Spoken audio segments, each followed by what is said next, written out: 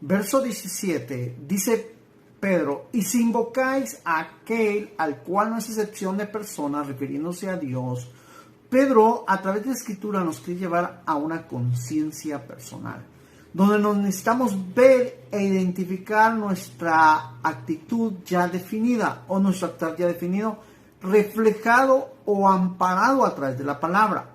Cuando nosotros tengamos esto ya definido, lógicamente se nos va a hacer fácil identificarnos. Y las personas van a notar que no son solo palabras, sino también son hechos, práctica de la palabra. Ahora, digo esto porque hay muchas personas que no tienen esto definido y de cierta manera se identifican como hijos de Dios, pero no porque sean hijos de Dios, sino porque simplemente buscan vanagloria, admiración, buscan un trato especial, buscan como que nosotros nos impresionemos por lo que ellos dicen. Y realmente cuando los conocemos nos damos cuenta que son solo palabras porque no hay práctica. El Hijo de Dios practica la palabra y por eso Pedro dice que si lo invocamos tengamos conciencia de lo que estamos haciendo para que entonces nosotros también podamos definir una identidad clara como hijos de Dios, a la luz de Dios y a la luz de las personas que nos rodean. En el verso 18, Pedro nos sigue exponiendo otros objetivos por los cuales nosotros necesitamos saber y entender por qué necesitamos cambiar o saber que fuimos llamados a un cambio. Porque dice Pedro que nosotros fuimos rescatados de nuestra vana manera de vivir. Cuando él dice eso se refiere a las metas terrenales, a las conductas humanas, y se refiere a que muchos de nosotros, cuando estábamos sin Dios, sin esperanza, teníamos diferentes objetivos, diferentes metas. Algunos vivíamos por vivir, otros nos sentíamos como los animales, mueren, reproducen, comen y así muchos tienen la vida. Esa manera es llamada una manera vana de vivir, sin objetivo, sin propósito. Ahora que somos llamados al Señor, nosotros tenemos que saber que hay objetivos. Nosotros no vivimos por vivir, hay un por qué vivir. Ahora dice Pedro, que nosotros esta vana manera de vivir la recibimos de nuestros padres, con cosas corruptibles como oro y plata. Todos nosotros tenemos que saber que, lógicamente, nuestros padres sin Dios no nos podían enseñar otra forma de vivir. Gracias a Dios, hoy sabemos muchos que hemos crecido en matrimonios cristianos, tenemos otros objetivos para vivir, pero los que no, lo recibieron. De igual manera, en la humanidad así es. Todos nos transmitimos lo que conocemos, lo que entendemos, lógicamente sin Dios. Entonces, cuando se refiere a esto, dice que nosotros debemos entender que somos llamados a un cambio y que una forma de reflejar el cambio o lo nuevo que Dios está haciendo en nuestra vida es haciendo conciencia de lo que Dios ha empezado y seguirá haciendo en nosotros. Cuando ya comprendemos que Dios nos está llamando a vivir una vida santa, nosotros necesitamos entender sobre qué es lo que nos ha dado esa vida santa, qué es lo que pasó para que nosotros fuéramos llamados. En el verso 19 dice, sino que con la sangre preciosa de un cordero sin manchas. Nos está dando a entender que el rescate nuestro, como no fue con oro, no fue con plata, sino con la sangre de Cristo Jesús, nos está diciendo que nosotros debemos aprender a apreciar la vida humana y la vida eterna. Lo aclaro porque he conocido a jóvenes que de cierta manera se han atrevido a confrontar a sus padres y hacen esto, que ellos tratan como que de poder dar a conocer su descontento a veces con la vida. Les empiezan a hablar y decirles que porque ellos jamás pidieron vivir, ellos por qué están viviendo, por qué ellos los trajeron a vivir, y eso solo hace notar como que la ignorancia y el poco valor de la vida humana que ellos tienen. De igual manera se ve una persona cuando no ha entendido el Evangelio, no ha aprendido a valorar la vida humana y la vida eterna. Y de cierta manera se excusa y dice, yo no entiendo, y pareciera que con eso no quiere entender. Pero la respuesta sería entonces, si no entiendes, pues date la oportunidad de entender. Cuando nosotros hacemos eso, solo estamos dando la oportunidad de la obra del Espíritu Santo, el cual quiere que nosotros entendamos para que podamos valorar la vida humana y la vida eterna y dejemos de ser aquellas personas caprichosas que no quieren entender el valor de la vida. ¿Por qué? Porque tenemos que aprender a apreciar primeramente el precio que se pagó. En otras palabras, sería aprender a apreciar lo que cuesta el rescate en nuestra vida, de la vida de las tinieblas a la vida de la luz.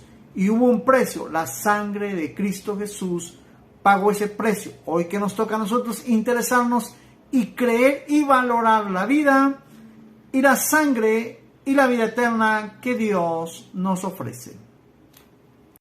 Verso 20 nos dice que este Cordero ya era destinado para lo cual vino Cristo Jesús, para nuestra salvación, antes de la fundación del mundo, pero manifiesto en estos tiempos por amor a nosotros, los cuales hoy entendemos que Dios nos ama y lo ha dejado manifiesto a través de la bendición de enviar a su Hijo unigénito a esta tierra a hacer un sacrificio y al hacerlo darnos la oportunidad de volver a Dios. ¿Por qué aclaro esto? Porque realmente tenemos que entender que la muerte de Cristo Jesús no fue por gusto, tuvo un porqué. Y hoy en día, cuando lo entendemos, lógicamente a través de la revelación del Espíritu Santo, Él nos abre el entendimiento y logramos entender. Y lo único que podemos expresar es agradecimiento y al practicar la palabra volver a agradecer a Dios y entender que realmente Dios hoy en día quiere que no solo yo, sino que varios podamos entender esta expresión de amor que su palabra nos revela a través del sacrificio de Cristo Jesús. Verso 21 dice, mediante el cual creéis en Dios. Se refiere a Cristo. Mediante Cristo creemos en Dios. Dice, el cual lo resucitó de los muertos. ¿Quién lo hizo? Dios lo resucitó de los muertos. Y dice, y le ha dado gloria, ¿sí?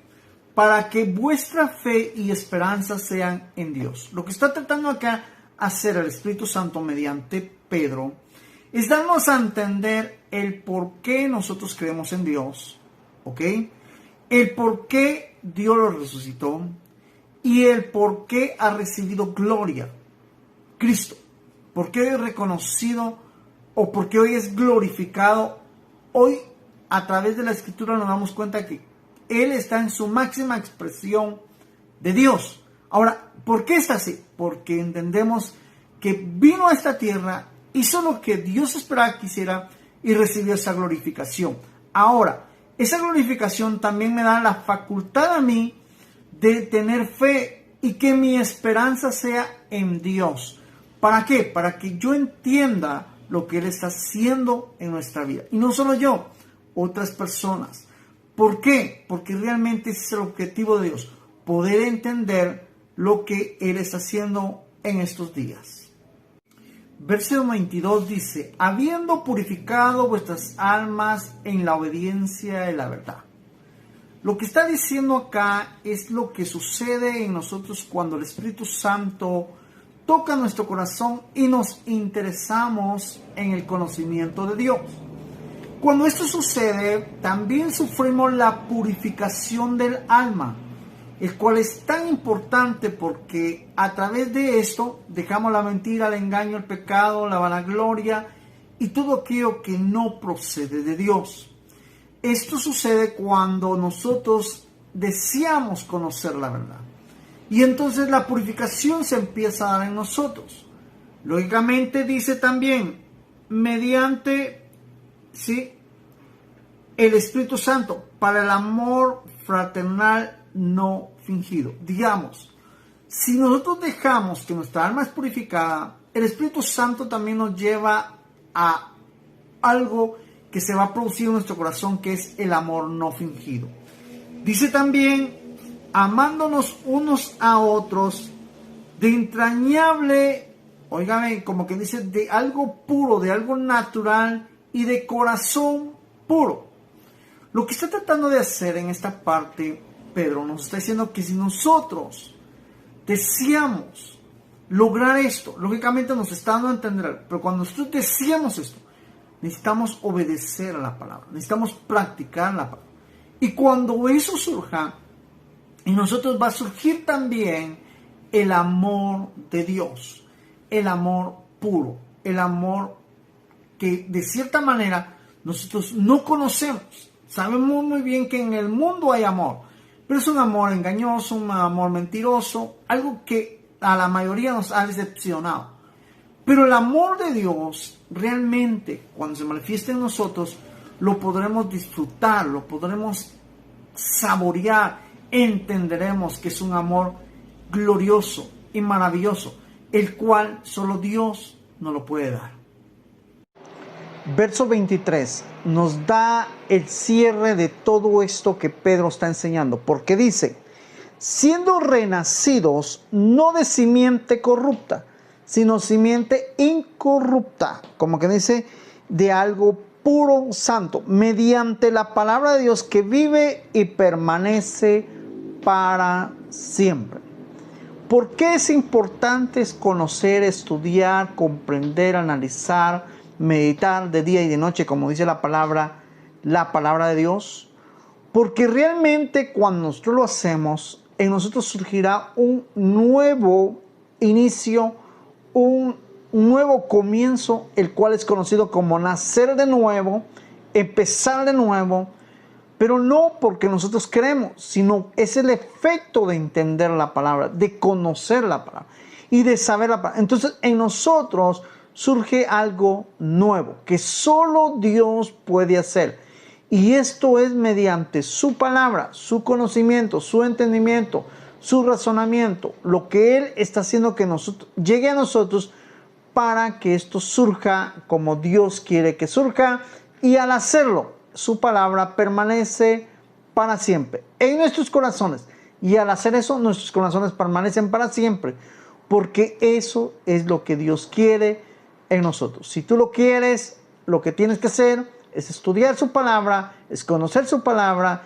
Y si estos videos están llegando a ti, es porque quiere el Señor despertar en ti la iniciativa de hacerlo.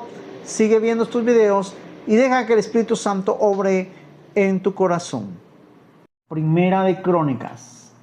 En esta oportunidad podremos entender este libro a través del enfoque Dios tiene el control.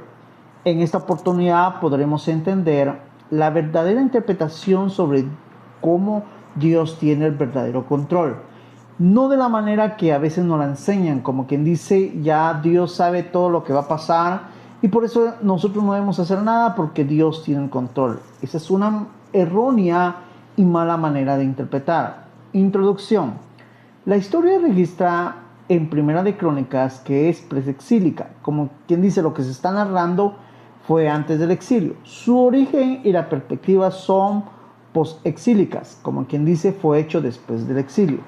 Escritos en la segunda mitad del siglo V a.C., algún tiempo después de que Esdras y la segunda compañía grande de judíos regresara a Palestina.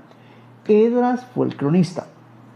El autor consultó numerosas fuentes escritas al escribir crónicas e inclusive ciertos libros y crónicas no canónicos de reyes y profetas. ¿Cómo entendemos esto? En Segunda de Crónicas, capítulo 36, verso 22 y 23, dice así: Mas el primer año del rey Ciro de los persas, para que se cumpliera la palabra de Jehová por boca de Jeremías, Jehová despertó el espíritu del Ciro, rey de los persas, el cual hizo pregonar, como que dice proclamar, de palabra y también por escrito, en todo su reino, diciendo: Así dice Ciro, rey de los persas: Jehová, el Dios de los cielos, me ha dado todos los reinos de la tierra, y él me ha mandado que edifique casa en Jerusalén, que está en Judá. Quien haya entre vosotros de todo su pueblo, sea Jehová su Dios con él,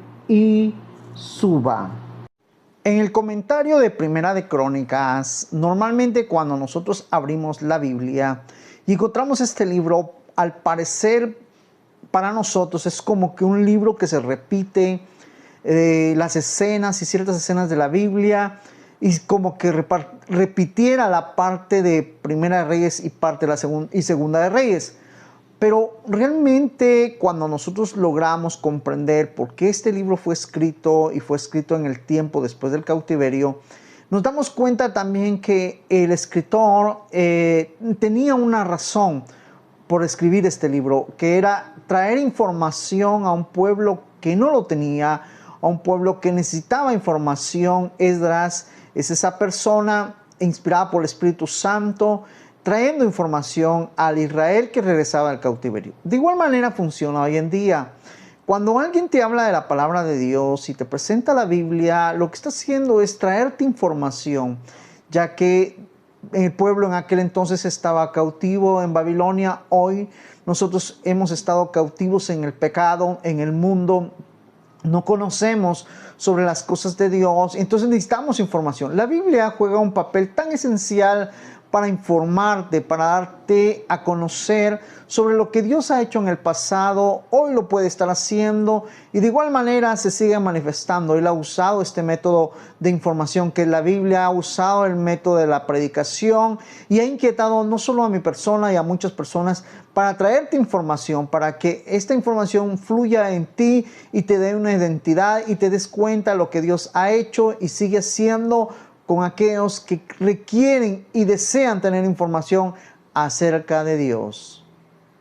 Aprovechando la oportunidad que hace un momento te decía que iba a utilizar este espacio para aclararte de cómo Dios tiene el control, quiero declarártelo de la mejor manera para que lo entiendas. Lo primero que necesitas entender es que Dios es un administrador, Dios es un rey, Dios es un dueño. Su función es como de esa manera.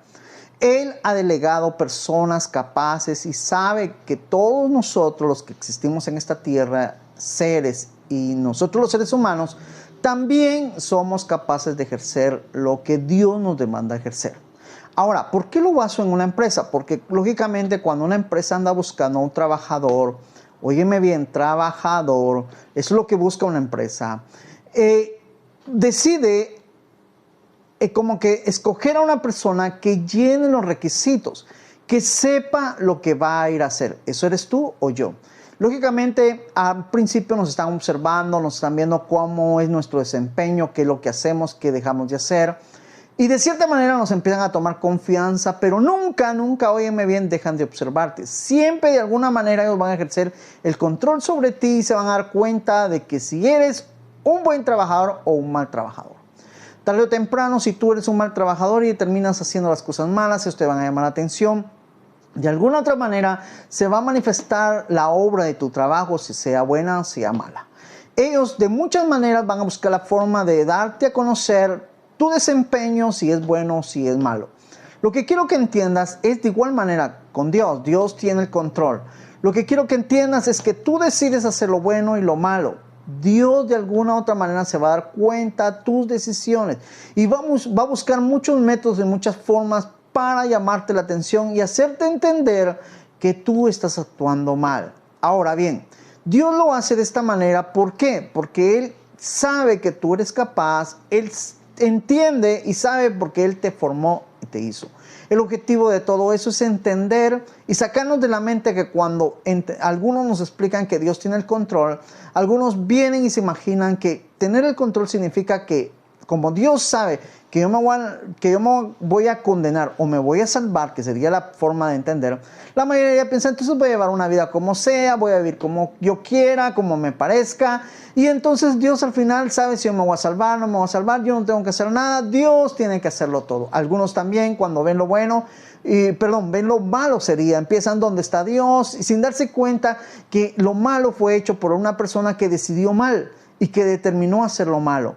Lo que estoy tratando de dar a entender es que realmente tener el control no significa hacer todo bueno. También tenemos que entender que no porque Dios puede hacer todo lo bueno, lo está haciendo, sino que a veces lo malo no es hecho por Dios, sino es por personas que determinan hacer lo malo. Ahora bien, el objetivo de todo esto es que tú entiendas que no eres un maniquí, que no eres un robot. Por lo tanto, el enemigo a veces quiere que tú entiendas eso. ¿Para qué? Para que tú entiendas que Él te pueda manipular, y a veces de la misma manera Él quiere manipularte. Pero Dios hoy te quiere sacar de la ignorancia, de esa mala información, y te quiere dar a entender que teniendo el control Él va a determinar si tú te portas bien, te va a dar lo bueno. Si tú te portas mal, te va a dar lo malo. Tú decides, pero al final Dios tiene el control para premiar a cada quien según sus obras.